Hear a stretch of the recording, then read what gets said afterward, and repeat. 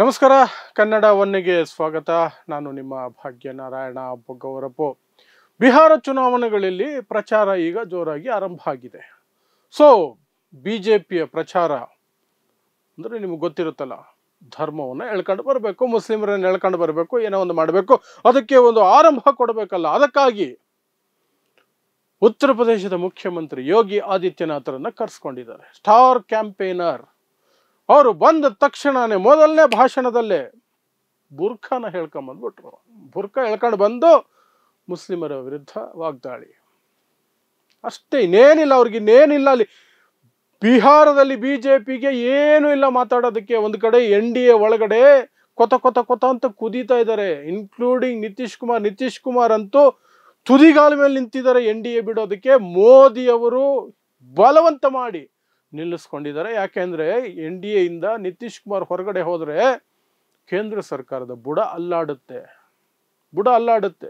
ನಿಮ್ಗೆ ಆಗಾಗ ನೆನಪಿಸ್ತಾ ಇರ್ತೀನಿ, ನರೇಂದ್ರ ಮೋದಿಗೆ ಈ ದೇಶದಲ್ಲಿ ಕಳೆದ ಚುನಾವಣೆಯಲ್ಲಿ ಬಹುಮತ ಬರಲಿಲ್ಲ.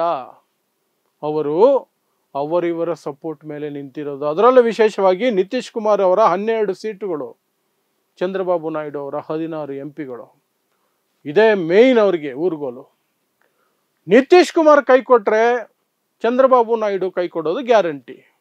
ಹಾಗಾಗಿ ನಿತೀಶ್ ಕುಮಾರ್ನ ಹೇಗಾದ್ರೂ ಉಳಿಸ್ಕೊಳ್ಬೇಕು ಅಂತ NDA ಇಂದ ಹೊರಗಡೆ ಹೋಗಿ ಡಿಸೈಡ್ ಮಾಡಿ ಹೊರಗಡೆ ಹೋಗ್ತಿದ್ದಂಥವ್ರಿಗೆ ಮೋದಿ ಅವರೇ ಕರೆ ಮಾಡಿ ಏನೋ ಒಂದು ಸಮಾಧಾನ ಮಾಡಿದ್ದಾರೆ. ಯಾಕಂದ್ರೆ ಸೀಟ್ ಶೇರಿಂಗ್ ವಿಚಾರದಲ್ಲಿ ನಿತೀಶ್ ಕುಮಾರ್ಗೆ ಸಿಟ್ಟು ಬಂದಿದೆ ಮತ್ತು ಬಿಜೆಪಿಯ ಕುತಂತ್ರ ಅರ್ಥ ಆಗಿದೆ. ಚುನಾವಣೆ ಮುಗಿದ್ರೆ ನನ್ನನ್ನು ಎತ್ತಿ ಬಿಸಾಕ್ತಾರೆ, CM ಸೀಟ್ಗೆ ನನ್ನನ್ನು ಪರಿಗಣಿಸೋದಿಲ್ಲ ಅನ್ನುವಂಥ ಒಂದು ಅನುಮಾನ ಪಕ್ಕಾ ಆಗ್ಬಿಟ್ಟಿದೆ ನಿತೀಶ್ ಕುಮಾರ್ಗೆ. ಯಾಕೆಂದ್ರೆ ಮುಖ್ಯಮಂತ್ರಿ ಫೇಸ್ನ ಅನೌನ್ಸ್ ಮಾಡೋದಕ್ಕೆ NDAದಲ್ಲಿ ಒಪ್ಪಿಲ್ಲ, ಬಿಜೆಪಿ ಒಪ್ಪಿಲ್ಲ.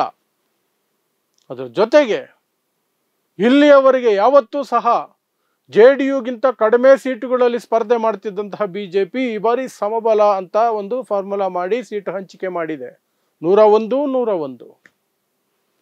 ಅದು ಸಹ ನಿಮಗೆ ನಿತೀಶ್ ಕುಮಾರ್ಗೆ ಸಿಟ್ಟು ಬರ್ಸಿದೆ. ಅದರ ಜೊತೆಗೆ ಈ ಚಿರಾಗ್ ಪಾಸ್ವಾನ್ ಅವರು ಇದಾರಲ್ಲ, ಚಿರಾಗ್ ಪಾಸ್ವಾನ್ ಅವರಿಗೆ 29 ಸೀಟ್ ಕೊಟ್ಟಿದ್ದಾರಲ್ಲ, ಅದ್ರ ಬಗ್ಗೆ ನಿತೀಶ್ ಕುಮಾರ್ಗೆ ಬಹಳ ಸಿಟ್ಟಿದೆ. 15ಕ್ಕಿಂತ ಜಾಸ್ತಿ ಕೊಡಬಾರದು ಅಂತ ಅವರು ಮೊದಲಿಂದ ಪಟ್ಟು ಹಿಡಿದಿದ್ರು. ಆದ್ರೆ ಚಿರಾಗ್ ಪಾಸ್ವಾನ್ ಬೆದರಿಕೆ ಹಾಕಿ ತಗೊಂಡ್ರು, ನಾನು NDA ಬಿಟ್ಬಿಡ್ತೀನಿ, ಸ್ವತಂತ್ರವಾಗಿ ಸ್ಪರ್ಧೆ ಮಾಡ್ತೀನಿ ಅಂತೆಲ್ಲ ಬೆದರಿಕೆ ಹಾಕಿದ್ರು. ಹಾಗಾಗಿ ಮೋದಿ ಅಮಿತ್ ಶಾ ಹೆದರ್ಕೊಂಡು ಕೊಟ್ಟುಬಿಟ್ರು ಚಿರಾಗ್ ಪಾಸ್ವಾನ್ಗೆ. ಈಗ ಅದು ನಿತೀಶ್ ಕುಮಾರ್ ಅವ್ರಿಗಿದೆ.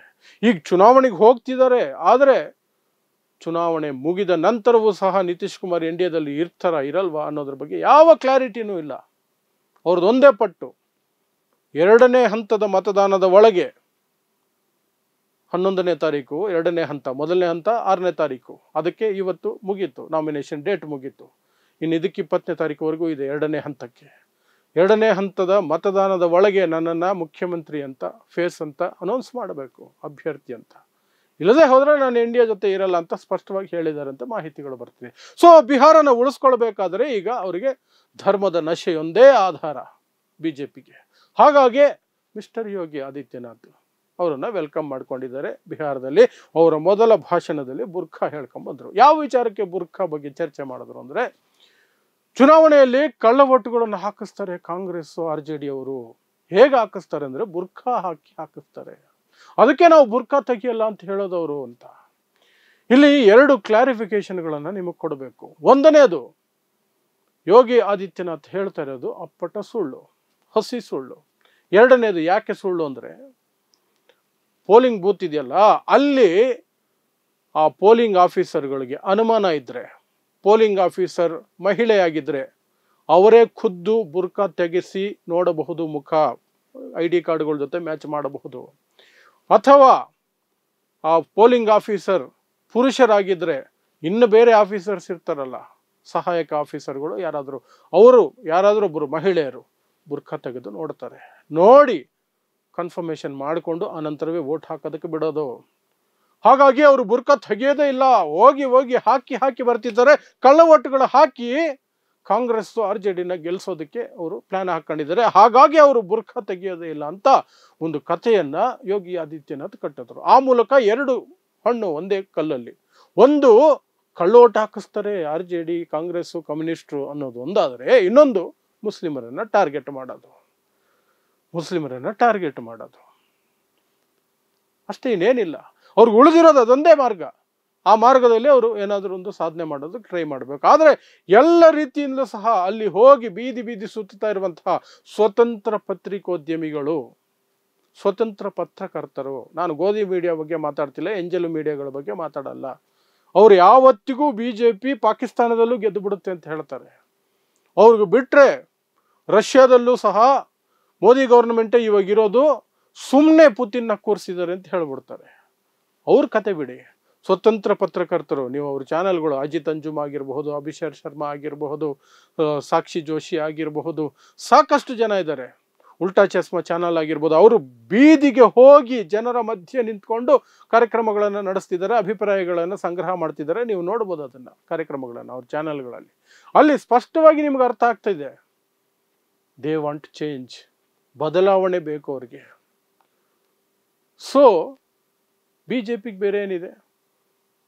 ಏನಾದರೂ ಡೆವಲಪ್ಮೆಂಟ್ ಬಗ್ಗೆ ಮಾತಾಡೋಕ್ಕೆ ಸಾಧ್ಯ ಇದೆಯಾ? ಇನ್ನೇನಾದರೂ ಮಾತಾಡೋಕ್ಕೆ ಸಾಧ್ಯ ಇದೆಯಾ? ನಿರುದ್ಯೋಗ, ಉದ್ಯೋಗ ಏನು ಮಾತಾಡೋಕ್ಕಾಗಲ್ಲ. 10,000 ರೂಪಾಯಿ ಅಂತೂ ಕಳ್ಳದಾರಿಯಲ್ಲಿ ಹಾಕಿದಾಯಿತು ಮಹಿಳೆಯರಿಗೆ. 10,000, ಅದು ಸಹ ಅರ್ಧ ಜನಕ್ಕೆ ತಲುಪಿದೆ, ಅರ್ಧ ಜನಕ್ಕೆ ತಲುಪಿಲ್ಲ. ನಿತೀಶ್ ಕುಮಾರ್ ಎಂತಹ ಗೇಮ್ ಆಡಿದ್ರು ಅದರಲ್ಲಿ. BJPಗೆ ಹೇಗೆ ಒಂದು ರೀತಿಯಾಗಿ ಚಸ್ಮಾ ಕೊಟ್ಟಿದ್ದಾರೆ ಅಂದರೆ, ಚಕ್ಮಾ ಕೊಟ್ಟಿದ್ದಾರೆ ಅಂದರೆ, ಅವರ ಕ್ಷೇತ್ರಗಳಿದಾವಲ್ಲ JDU ಕ್ಷೇತ್ರಗಳು, ಅವುಗಳಿಗೆ ಮಾತ್ರ ಫಸ್ಟೇ ದುಡ್ಡು ರಿಲೀಸ್ ಮಾಡಿಬಿಟ್ರು 10,000. BJP ಕ್ಷೇತ್ರಗಳು ಇನ್ನೊಂದಷ್ಟು ಪೆಂಡಿಂಗ್ ಬಿದ್ದುಬಿಟ್ಟಿದ್ದಾವೆ. ಇದನ್ನ BJPಯವರು ಟ್ರ್ಯಾಕ್ ಮಾಡೋದ್ರಲ್ಲಿ ಸೋತಿದ್ದಾರೆ. ಬಟ್ JDU ನಿತೀಶ್ ಕುಮಾರ್ ಒಂದು ಗೇಮ್ ಆಡಿದ್ದಾರೆ. ಈಗ ಮುಖ್ಯಮಂತ್ರಿ ಅಭ್ಯರ್ಥಿ ಮಾಡಿ ಅಂತಲೂ ಕೂತಿದ್ದಾರೆ. ಹಾಗಾಗಿ ಅವರಿಗೆ ಉಳಿದಿರುವ ಏಕೈಕ ಅಸ್ತ್ರ ಧರ್ಮವನ್ನು ಹಿಡ್ಕೊಂಡು ನೇತಾಡೋದಕ್ಕೆ ಶುರು ಮಾಡಿದ್ದಾರೆ. ಮೋದಿಯವರು ಸಹ ಈ ಬಾರಿ ಅಲ್ಲಿ ಹೋಗಿ ಧರ್ಮದ ಬಗ್ಗೆನೇ ಮಾತಾಡೋದು, ಬೇರೆ ಏನು ಮಾತಾಡಲ್ಲ.